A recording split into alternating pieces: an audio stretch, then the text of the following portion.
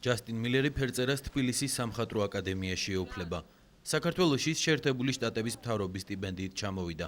ახალგაზრდა მხატვარი აღიარებს, რომ ქართულ არქიტექტურაზე მას მხოლოდ ზერელე წარმოდგენა ჰქონდა. დღეს ის ერთაწმინდას ხატავს და სურს, რომ ამ ტილოში ტაძრის არქიტექტურის გარდა მისი ისტორიაც ჩაატიოს. ჩემთვის ძალიან მნიშვნელოვანია, რომ საუკუნეების წინ აგებული ტაძარი დღესაც მოქმედია. თან ვიცი, რომ საუკუნეების განმავლობაში ამ ადგილს თქვენი ქვეყნის მტრები არ წყალობდნენ. თუ ამ სურათს გამოვფენ, ალბათ თან დავურთავ ისტორიას, რომ აქ მარხია თქვენი დიდი გენერლის შვილი, რომლის თავი მამამის საჩუქრად გამოუგზავნეს. მითხრეს ისიც, რომ ამ გენერალმა საქართველოსთვის ბევრი რამ გააკეთა. ის, რაზეც ახალგაზრდა ამერიკელი საუბრობს, საქართველოს ისტორიის ერთ-ერთი ყველაზე მნიშვნელოვანი ეპიზოდია. დიდი მოურავი კი, რომელსაც ჯასტინ მილერი გენერალად მოიხსენიებს, ჩვენი ქვეყნის ისტორიაში ერთ-ერთი ყველაზე გამორჩეული ფიგურა, რომლის წინააღმდეგობით ახსავსე პიროვნებაზე დღემდე ბევრი რამ ნაკლებად არის ცნობილი. პაატას თავი გიორგი სააკაძემ ერთაწმინდაში, მაშინდელ საეპისკოპოსო ტაძარში დაასვენა. მოგვიანებით მისიონერებმა სპარსეთიდან პაატას სხეულის სხვა ნაწილებიც ჩამოასვენეს. სააკაძის შთამომავლები, თარხან მოურავები და თარხნიშვილები ერთაწმინდაში წელიწადში ერთხელ სწორედ პაატას საფლავთან იკრიბებიან. ერთაწმინდაში აგებულ ტაძარს საქართველოში იმით იცნობენ, რომ აქ გიორგი სააკაძის შვილი პაატა ასვენია. თუმცა მე-12 საუკუნეში აგებული ერთაწმინდა უფრო მნიშვნელოვანი ფაქტითაც არის ცნობილი. როგორც ისტორიული წყაროები მოწმობენ, ეს ტაძარი ერთადერთი მართლმადიდებლური ტაძარია მსოფლიოში, რომელსაც ქრისტიანების დაუძინებელმა მტერმა შაჰ-აბაზმა აურაცხელი საგანძური შესწირა. შაჰ-აბაზის ამქმედების ახსნა მისივე ცხოვრების მატიანეში აღწერილი. ქართლის ასაუხრებლად მოსული შაჰი ერთაწმინდასთან ახლოს დაბანაკდა და იმ დროს დაბრმავდა, როცა ეკლესიის დანგრევა ბრძანა. ეს ისტორია აღწერილია შაჰის ცხოვრებაშიც. სპარსელთა მიერ. და იძახდა, რომ მე ვხედავ გულიათს, რომელიც მგმირავს მეშუბით გულში. და მას უთხრეს, რომ ეს არის წმინდა ესტატე პლაკიდა, ამ ტაძრის ფარველი და ამ რაიონის, საერთოდ ამ სათარხნო ერქვა მაშინ ამ რაიონის ფარველი. თუ შეწყვიტა უნრევას, აგიხილება თვალეო და მართლაც მან ბრძანა, შეწყვიტეს გრევა და მას თვალე აიხილა. აი ამის მერე, ეს არის ერთადერთი შემთხვევა, ეპიზოდი შაჰ-აბაზის ცხოვრებაში, როცა მან მართლმადიდებლურ ტაძარს მან შესწირა თავისი ძალიან ძვირად ღირებული ხმალი და უამრავი ძვირფასი მარგალიტი და ქვა. შაჰის ბანაკიდან არც თუ ისე შორს ნოსტეს მთაზე ამ პერიოდში უკვე არსებობდა სააკაძეების ციხესიმაგრე.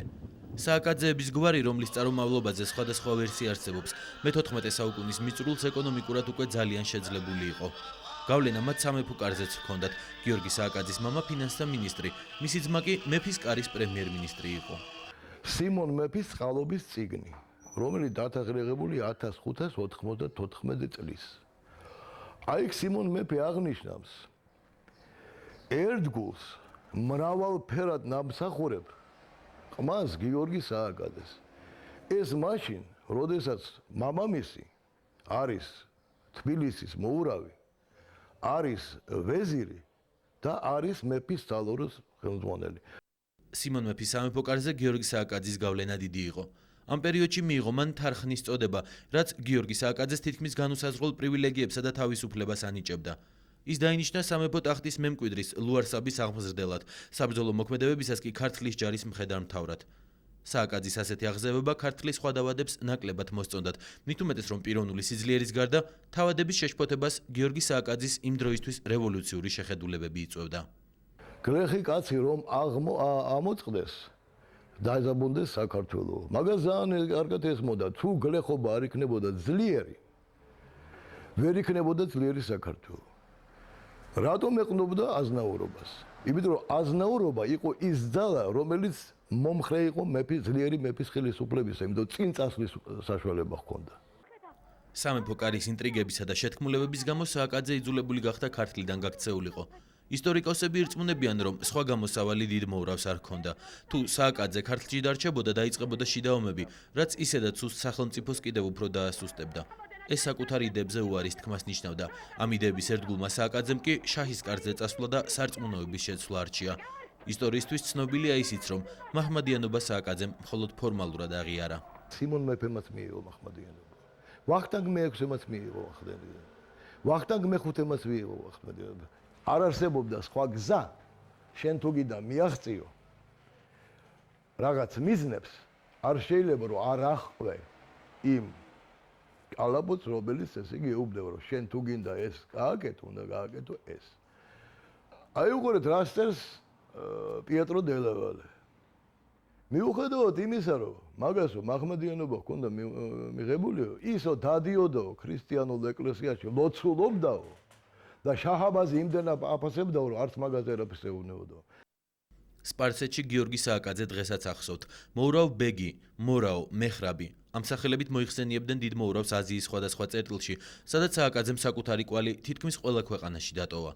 სტამბულში დღემდეა შემორჩენილი სასახლე, სადაც სააკაძეების ოჯახი ცხოვრობდა. უხვად არის წყაროები, რომელიც გიორგი სააკაძისა და შაჰაბაზის ურთიერთობას ასახავს. ხმალი, რომელიც სააკაძე შაჰაბას მაჩუკა ბოლო დრომდე ინახებოდა სახელმწიფო მუზეუმში, თუმცა დღეს ის დაკარგულია. ისევე როგორც დაიკარგა შაჰაბაზის მიერ ერთაწმინდისთვის შეწირული საგანძურის დიდი ნაწილი, რომელიც 1851 წელს საქართველოდან რუსეთში გაიტანეს. ცნობილია მრავალი წყაროს არსებობის შესახებ. გიორგი სააკაძის შთამომავლები უკვე 30 წელია ამ დოკუმენტების მოძიებითა და მათი ფოტოასლების გადაღებით ცდილობენ აღადგინონ სახელოვანი წინაპრის ცხოვრების დეტალები. ერთ-ერთ მთავარ ამოცანად სააკაძის საფლავის ადგილმდებარეობის დადგენა რჩება. თარხანმოურავების მასალების თანახმად, ერთი ვერსიით გიორგი სააკაძე შესაძლოა იერუსალიმის ჯვრის მონასტერში იყოს დაკრძალული. ზუსტად არის ცნობილი მისი გარდაცვალების თარიღი. 1629 წლის 29 სექტემბერი, როდესაც მორიგი ბრძოლისაკენ მიმავალი დიდი მოურავი მოკლეს, მოწამლეს ან დაწვეს. თუ აზროვნებას ვერ გადაუტრიალებ ხალხში, ვერ დააჯერებ, რომ ეს არის საჭირო. შენი გაკეთებული დიდი საქმეები უბრალოდ დარჩება როგორც მეხსიერებაში, რომ აი ამან ამხელა საქმე გააკეთა, მაგრამ ხალხი არ მიხვდება ამას. იგივე იყო გიორგი სააკაძეს ბედი. მაგი უდიდესი პოლიტიკოსი იყო და უდიდესი წინ შორსჭრეტელი ადამიანი იყო. მაგას ესმოდა რა უნდა იყოს საქართველოში, მაგრამ ვერ მიაღწიეს. 400 წლის შემდეგ სააკაძის შთამომავლები ნოსტეში, მის ნასახლარში იკრიბებიან. აზრებს მისი მოღვაწეობის მნიშვნელობაზე ქართველები ერთმანეთს სადღეგრძელოებში უზიარებენ. ზეჭაბუკებო, ზისასულებო, ჩვენო ნიჭო და იმედო ჩვენო სულ სათითაოდ ჩამიკოცნი ხართ ქართველო ხალხო, ჭირში მთმენო, ხინში მომლხენო, ბრძენო ამაყო და ბრძოლაში შემმართებელო, გულით ქართულით, ღვინით ქართულით, სიტყვით ქართულით საქართველოს სადიდებლად დამილოცნი ხართ.